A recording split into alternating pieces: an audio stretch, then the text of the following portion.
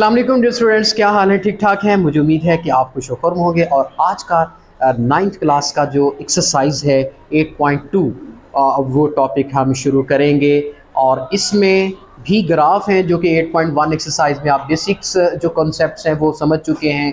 उसके बाद हम क्वेश्चन नंबर 3 में आप देख रहे हैं जो 8.2 एक्सरसाइज है। क्वेश्चन नंबर 3 और 4 यहाँ पर भी आपने ग्राफ बनाने हैं। उसी तरीके से मैं क्वेश्चन नंबर 3 में कोई सा भी पार्ट आप कहें मैं सॉल्व कर देता हूँ। बता दीजिए क्वेश्चन नंबर 3 में से कौन सा पार्ट कर दूँ जी? Second part. ओके, यानी बी पार्ट आप कह रहे हो। बी पार्ट की जो फरमाइश आई है ये एक्सरसाइज 8.2 एक्सरसाइज का बी पार्ट हम सॉल्व करेंगे। तो बी पार्ट में क्या कहता है? 3x minus 2y minus 1 equal to 0। तो जी ग्राफ बनने जा रहा है और इसके बेसिक कॉन्सेप्ट्स वही हैं। यहाँ पर x और y दोनों आ रहे हैं, साइमल्टेनियसली अकर हो रहे हैं। तो इसका मतलब ग्राफ ना तो ये x एक्सिस के पैरेलल है ना ये y एक्सिस के पैरेलल है, बल्कि ये इंक्लाइंड ग्राफ है। ये तिरछा ग्राफ बनेगा और तिरछा ग्राफ बनाने के लिए हमें टेबल की ज़रूरत पड़ती है, 2 पॉइंट्स की ज़रूरत पड़ती है। तो यहाँ पर टेबल कैसे बनेगा, मेरे साथ साथ रहिएगा, तवज्जो करनी है आपने। लेकिन टेबल बनाने से पहले आपने y को यहाँ क्लियर करना है। देखिए -2y को मैंने इधर ही रखा है और 3x को मैं जब उधर लेके गया किसका हो गया? माइनस का हुआ। और माइनस का 1 जब दूसरी साइड पे गया तो किसका हुआ? प्लस का हुआ। अब उसके बाद क्या करना है? y ये जो -2 है ये दूसरी साइड पे जाके डिवाइड हो जाएगा, चूँकि यहाँ हो रहा है मल्टीप्लाई। कुछ बच्चे यहाँ पर मिस्टेक कर लेते हैं कि सर यहाँ -2 हो रहा है तो इधर तो +2 होना चाहिए, लेकिन ऐसा हरगिज़ नहीं। यहाँ देखिए बात यह है कि अगर यहाँ प्लस का साइन बीच में हो ना, फिर ये माइनस हो रहा है, फिर इधर आके प्लस होगा, लेकिन यहाँ बीच में कोई साइन नहीं। अब 2y के साथ क्या हो रहा है? मल्टीप्लाई हो रहा है। तो multiplication, in case of multiplication ये साइन उधर जाके चेंज नहीं होगा, फिर डिवाइड हो जाएगा, लेकिन साथ 2 के चिपका रहेगा। ओके, तो यहाँ पर देखिए -3x + 1 के नीचे -2, उसके साथ ही नीचे डिवाइड हो गया। हाँ, अलबत्ता यहाँ पर -3 ओवर -2x + 1 ओवर -2, ये जो -2 है इस 3 के नीचे अलग डिवाइड करेंगे और इस 1 के नीचे अलग। लेकिन ऐसा करने से थोड़ा सा मुश्किल मुझे महसूस हो रहा है कि अलग अलग आप डिवाइड ना ही करें, क्योंकि आप इस तरह कर लें कि माइनस लें यहाँ पर कॉमन, और ये 3x किसका हो गया? प्लस का, और 1 किसका हो गया? माइनस का। बटे में क्या आ गया? -2। ओके, अब ये माइनस माइनस से कट गया तो y = 3x - 1 आ गया। अच्छा, एक तरीका तो ये था y की वैल्यू निकालने का। एक तरीका ये भी था कि आसान तरीका ये है कि ये जो माइनस का 2y है इसको, सॉरी बटे में 2 आएगा। एक तरीका तो ये है। दूसरा तरीका देखिए ये है कि मैं -2y को उठा के इधर ले आऊं तो ये 2y किसका हो जाएगा? पॉजिटिव का, और इधर क्या बच जाएगा? 3x - 1।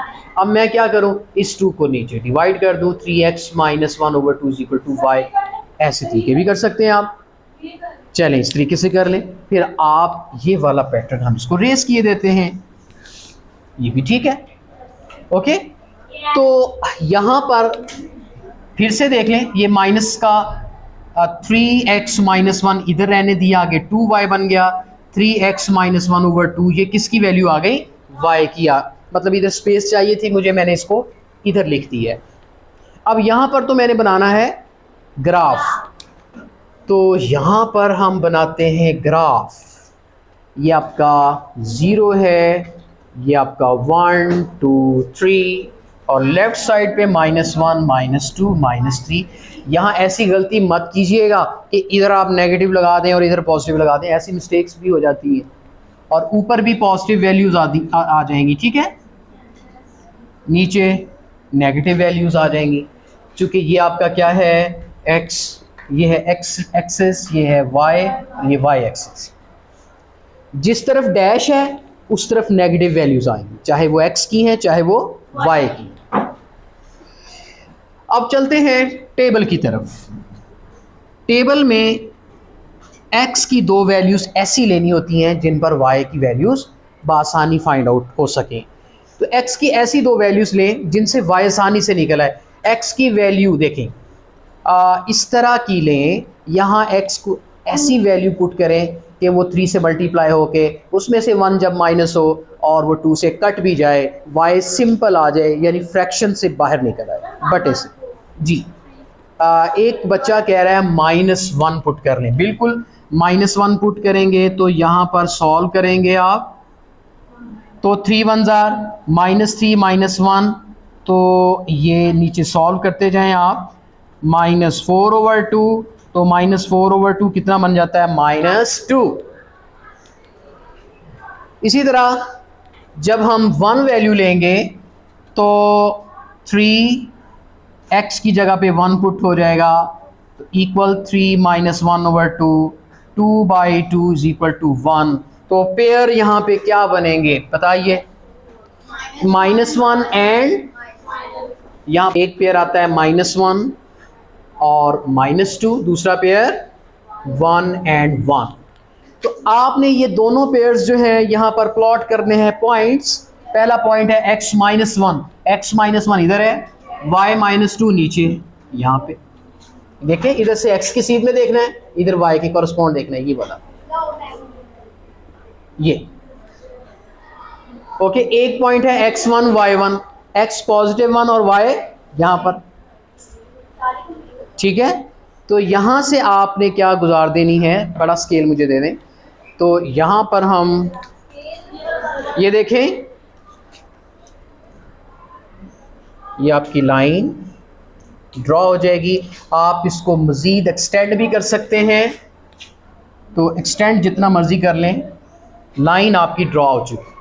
अब यहाँ के लाइन के ऊपर आप ये इक्वेशन भी लिख दें, 3x - 2y - 1 इक्वल टू 0।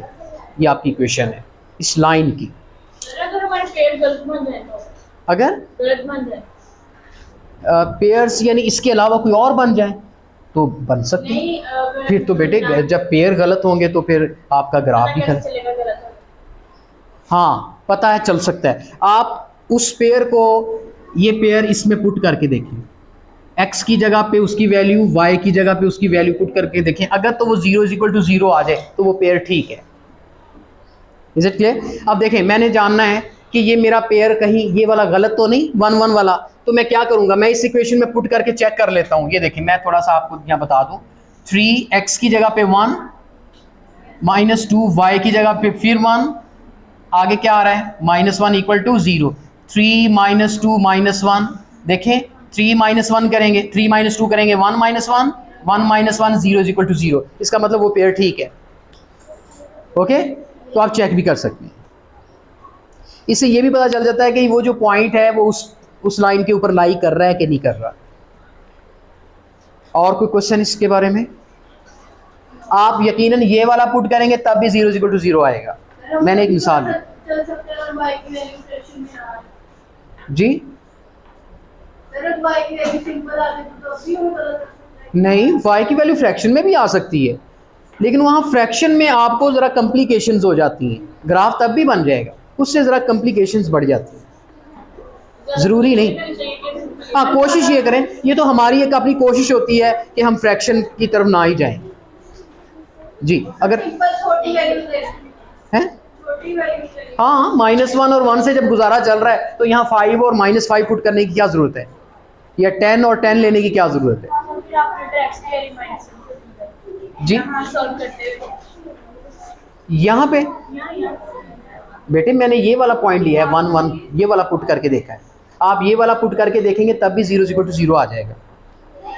तो मुझे उम्मीद है कि ये क्वेश्चन आपको समझ में आ चुका होगा, बेसिक जो इसके कॉन्सेप्ट्स हैं। और जितने भी ये क्वेश्चंस हैं ये आपके मैं हैंड ओवर करता हूँ। क्वेश्चन नंबर 3 के जो A B C D E F तक पार्ट्स हैं यहाँ पर देखिए जी, F तक जितने भी पार्ट्स हैं ये आप करेंगे। अब मैं क्वेश्चन नंबर 4 की जानब जा रहा हूँ। क्वेश्चन नंबर 4 का जो थर्ड पार्ट है, F = 9/C + 32, इसको हम सॉल्व करते हैं। ठीक है डियर स्टूडेंट्स, ये इक्वेशन बड़ी जानी पहचानी इक्वेशन है। ये फ़ारेनहाइट को सेल्सियस में चेंज करने का रिलेशन है। आप टेम्परेचर होता है ना, टेम्परेचर के कितने यूनिट्स होते हैं? दो जो आमतौर पे पढ़े जाते हैं, फ़ारेनहाइट एंड सेल्सियस। आपको अगर सेल्सियस में टेम्परेचर दिया हुआ है, सेल्सियस की वैल्यू लगाएं, उसको फ़ारेनहाइट में हम कन्वर्ट कर सकते हैं। अगर फ़ारेनहाइट को सेल्सियस में चेंज करना है तो एफ़ की वैल्यू लगाएं, सी निकल आएगा। आज हम इसका ग्राफ पढ़ेंगे, इसका ग्राफ करते हैं। देखें यहाँ पर भी मैं यहाँ इक्वेशन बनी बनाई है, या आपका समझ लें y है या आपका समझ लें x है। ओके, बनी बनाई इक्वेशन आ गई। अब आपने क्या करना है? ग्राफ ड्रा करना है। ग्राफ में नहीं, चूंकि ये y is equal to M X plus C की शेप दी हुई है, आप f को y, ये आपका f है और ये आपका c। ओके, तो यहाँ पर देखें f और c, ठीक है। चूंकि यहाँ हमें पाबंद भी नहीं उसने किया कि आपने f को किस पे लेना है, तो आपकी मर्जी है, f ऊपर ले लें c, क्योंकि अगर मैं c को बेटे ये लेता हूँ और f को मैं ये लेता हूँ तो फिर मुझे c की वैल्यू यहाँ निकालनी पड़ेगी, फिर काम लंबा हो जाएगा ना। ऐसे जो बनी बनाई इक्वेशन है, मैंने जो इधर y की जगह पे आ रहा है उसको y मान लिया है, इधर x की जगह पे जो c आ रहा है उसको x मान लिया जी। हाँ बिल्कुल, यहाँ c ऊपर आएगा और f नीचे आएगा, चूंकि जी नहीं, हम इसको x और इसको y नहीं लिखेंगे, क्योंकि ये एक इंटरनेशनल फार्मूला है, ये इसी तरह लिखा जाता है f और c में, फ़ारेनहाइट और सेल्सियस। हाँ, हम इसको मान लेते हैं, f जो है वो y के तौर पे मान लेते हैं और c को हम x के तौर पे मान लेते हैं जी। f और ये f के ऊपर डैश लगा दें, ये c है तो c के ऊपर डैश लगा दें। तो चलिए यहाँ पर सेल्सियस हम ले लेते हैं और सेल्सियस की कोई वैल्यू ले लेते हैं ऐसी कि भाई c की वैल्यू हम ऐसी ले लेते हैं कि ये 5 से कट जाए। तो इसका मतलब मैं एक -5 ले लेता हूँ, एक +5 ले लेता हूँ। Is it clear? चूँकि -5 लूँगा, 5 से कट जाएगा तो माइनस का 9 बनेगा। चलिए मैं इसको सॉल्व कर लेता हूँ, यहाँ सॉल्व कर लेते हैं।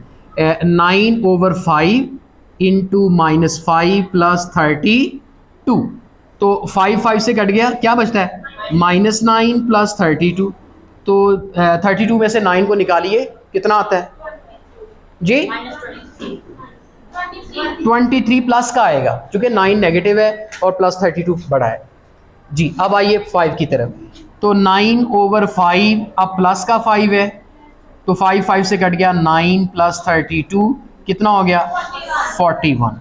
अब समझ लें ये डिग्रीज हैं आपकी, डिग्री आप लगाना चाहें तो भी ठीक है, नहीं लगाना चाहते हैं तो भी ठीक है। अच्छा, अब यहाँ पर वैल्यूज़ आप ले लें 1, क्योंकि फ़ारेनहाइट अब वैल्यूज़ 23 और 41 आ रही हैं, बड़ी वैल्यूज़ आ रही हैं, तो हम क्या करेंगे अब? इस तरह करते हैं, 10 का डिफरेंस ले लेते हैं। मतलब ये पहली वैल्यू 10, 20, 30, 40, 50, इस तरफ -10, -20, -30, -40, ऊपर 10, 20, 30, 40, -10, -20, -30, -40। ओके, ये 0, क्योंकि स्केल बड़ा है, अब 1 2 3 से काम नहीं चलेगा, अब 10 का ले लेते हैं स्केल जी। x -5 यानी c -5 है, -5 से मुराद क्या है कि वो 10 और 0 के मिड में है, -5। पेयर यहाँ पर पहले बना लेते हैं जी, -5 एंड 23 एक पेयर बनता है, दूसरा 5 एंड 41 बनता है। -5 0 10 के दरमियान में आएगा, ये -5 का ये वाला निशान है, और है 23, आपने 20 के करीब जाना है, प्लस का 20 ये है ना। अब 23 कितना होगा? जस्ट थोड़ा सा ऊपर यहां पे, क्योंकि दरमियान में 25 है, 25 से नीचे तकरीबन अप्रोक्सीमेटली। अब आपने इनको जोड़ना है, देखें स्केल दें, आपने क्या आना है, ये देखें, आप स्केल पकड़ के ना ऐसे ऐसे देखिए, ये देखें, ये -5 की सीध में जाएगा ऊपर, इधर से -23, यहां पर डॉट बनेगा आपका, इधर से देखें ये 23, ओके ये आपका एक पेयर बना -5 and 23। दूसरा 5 and 41, अब दोनों पॉजिटिव हैं। 5 कहाँ आएगा? यहाँ आएगा। और 41 मतलब 40 से थोड़ा सा ऊपर, तो यहाँ पर चलते हैं।